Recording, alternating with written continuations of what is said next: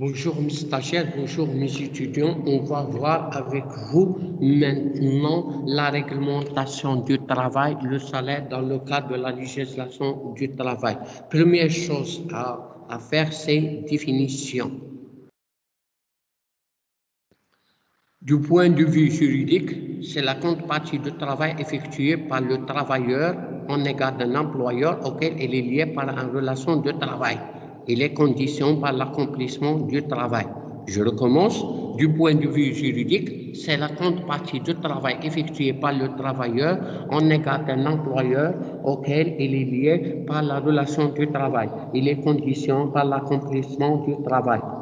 Du point de vue économique, il a un caractère alimentaire dans la mesure où il est le revenu essentiel et unique permettant aux salariés de satisfaire ce besoin. De satisfaire ce besoin. Je le résume. Il y a deux définitions du salaire, l'une du point de vue juridique, l'autre du point économique. Du point de vue juridique, c'est la contrepartie du travail effectué par le travailleur en égard d'un employeur auquel il est lié par la relation de travail et les conditions par l'accomplissement du travail. Deuxième point, du point de vue économique, il a un caractère alimentaire.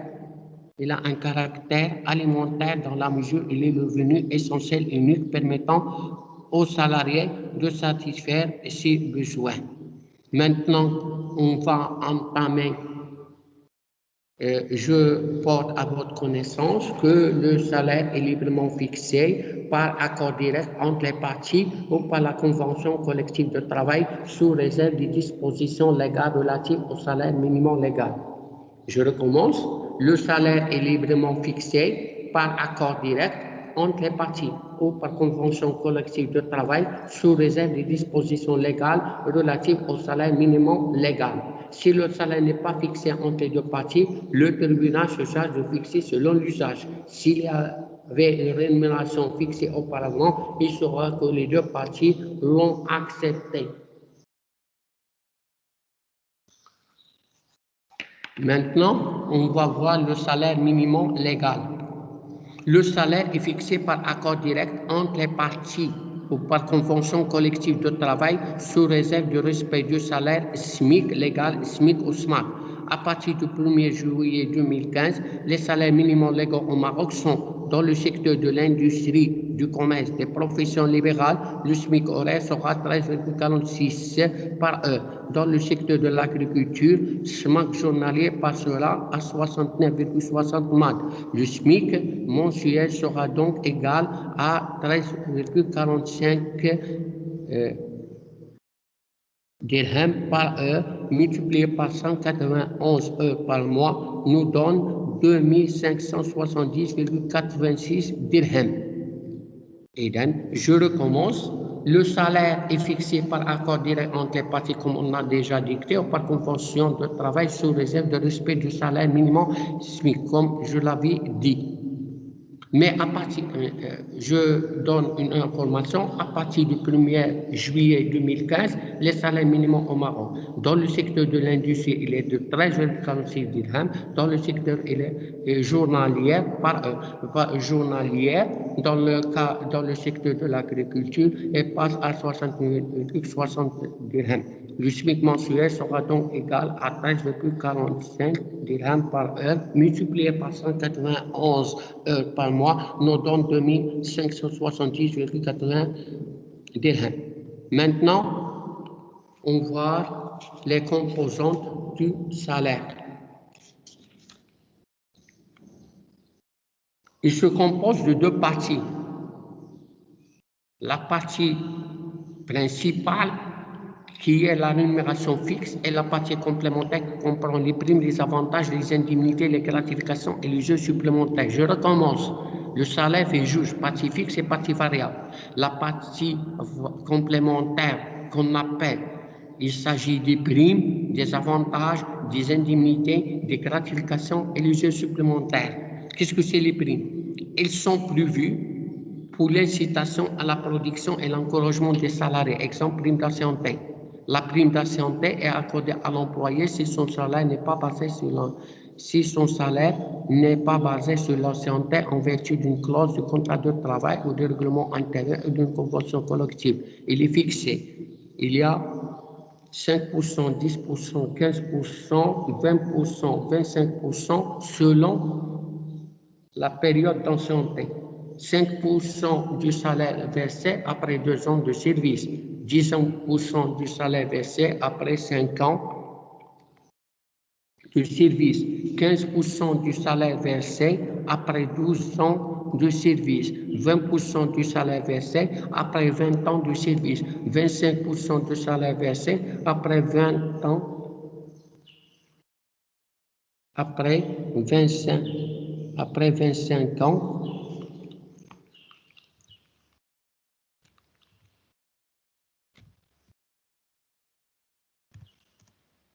de service. Maintenant, on va définir les avantages.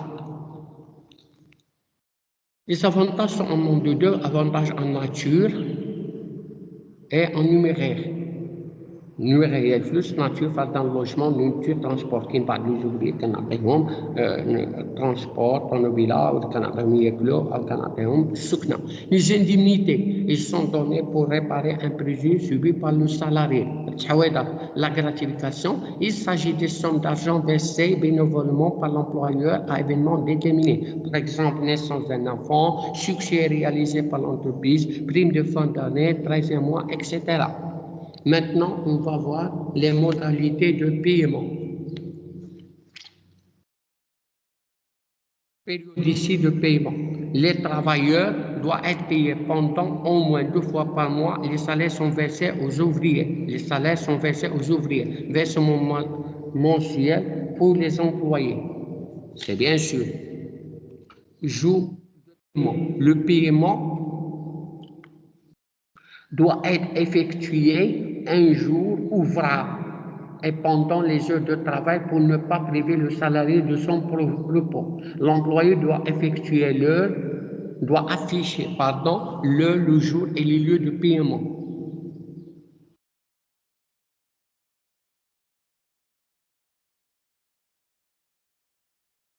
Et donc, le paiement doit être fait un demi à la fin du travail et il ne doit pas lieu dans les magasins de vente. Forme de paiement. Le salaire doit être payé en monnaie légale. Il peut être payé en nature. Dans normalement en monnaie légale. Maintenant, on va entamer la preuve de paie. Les preuves de paiement peuvent être obtenues par les moyens suivants. Le bulletin de paie. Obligation. Il y a le bulletin de paie. C'est une obligation qui incombe à l'employeur de remettre au salarié une feuille appelée bulletin de paie et qui comporte l'indemnité de 2 parties, le numéro de l'affiliation à la Caisse nationale de sécurité, le nombre d'heures normales, le nombre d'heures supplémentaires, le montant brut de salaire, les avantages et tout autres compléments et le net à payer. Ça veut dire doit comprendre toutes les composantes du salaire. La carte du travail. L'employeur est tenu de remettre à son salarié une pièce justificative au moment de son règlement en passe de carte de travail dans le cas où le salarié ne dispose pas de bulletin de paie. Faites attention, livre de paie. C'est un document comptable qui doit être tenu par l'employeur et qui comporte l'ensemble du bulletin de paie de tous les salariés et qui doit être présenté à l'inspecteur du travail en cas de demande.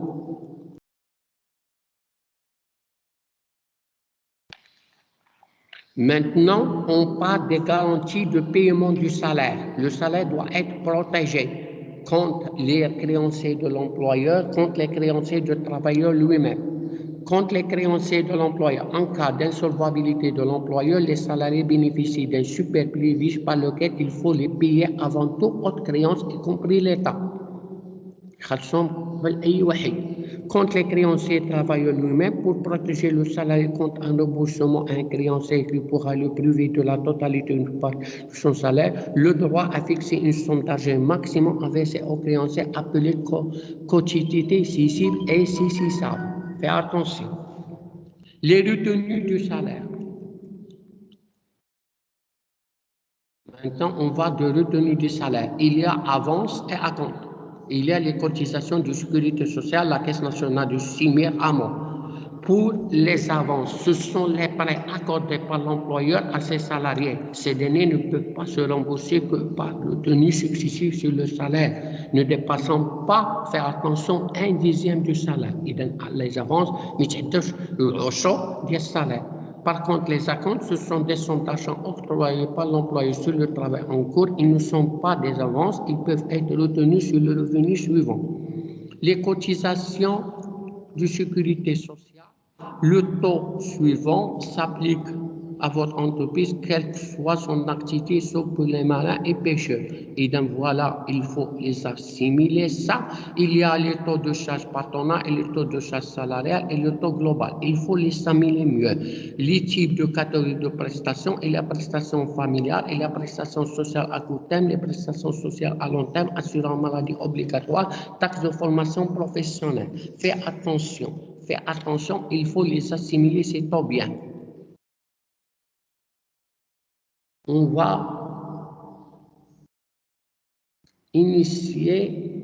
va calculer ces taux, les conditions en cas d'indemnité journalière de maladie. Premièrement, si vous trouvez dans une incapacité physique de mois constatée par un médecin désigné ou agréé par la Caisse nationale, vous pouvez bénéficier d'une indemnité journalière de maladie. Condition justifiée que il faut les assimiler. Les conditions,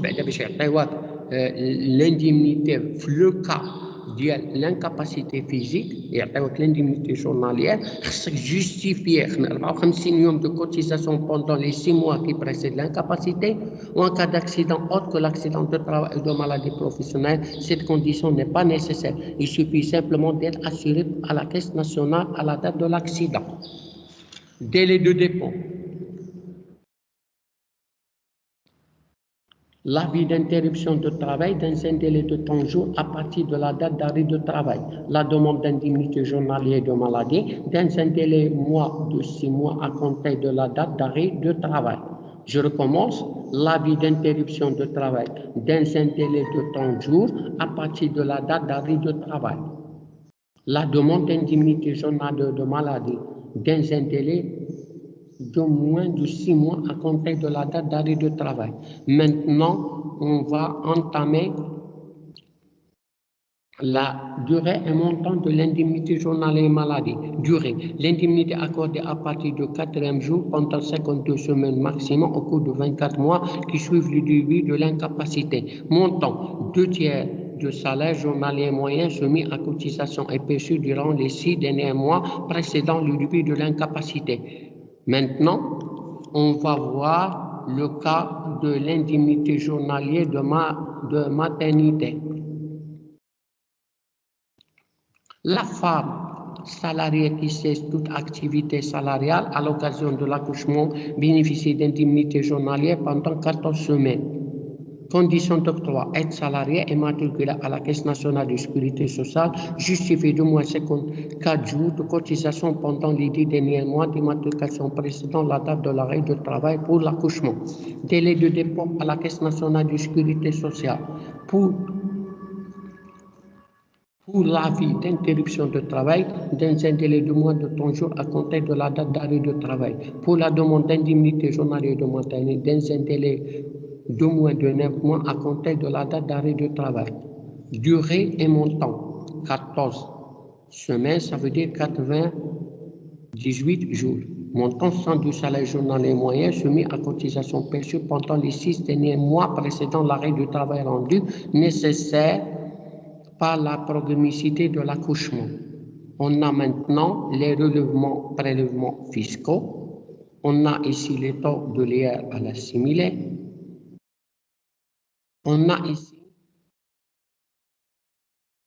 les salaires, les saisie arrêt. Il s'agit d'une action en justice effectuée par le créancier contre un salarié débiteur dans le but de se rembourser par une retenue directe effectuée par l'employeur. Exemple, le cas de retenue effectuée sur la d'un père divorcé pour pension de ses enfants qui jouent